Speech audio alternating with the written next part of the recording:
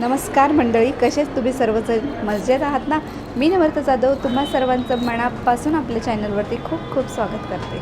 या ठिकाणी बेसन पीठ घेतलेलं आहे मी 3 चमचे आणि त्याच्यामध्ये चवीनुसार हळद, मीठ आणि लाल तिखट टाकून घेतलेलं आहे. कांदा टाकलेला आहे या ठिकाणी मस्तपैकी आणि पुदिन्याची पानं आवडीनुसार घेतलेली आहे.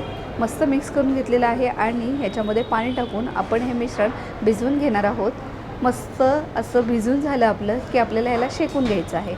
तुम्ही पाहू शकता अशा प्रकारे मी भिजवलेलं आहे आणि हे तव्यावरती आता आपण टाकण्यासाठी रेडी झालेलं आहे.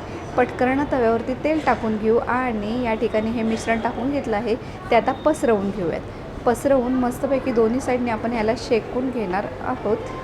तर हे तुम्ही अगदी राईसबरोबर किंवा चपातीबरोबर, भाकरीबरोबर खाऊ शकता. अतिशय चमचमीत अशा रेसिपीसाठी चॅनलला लाईक, शेअर, सबस्क्राईब, फॉलो करून घ्या.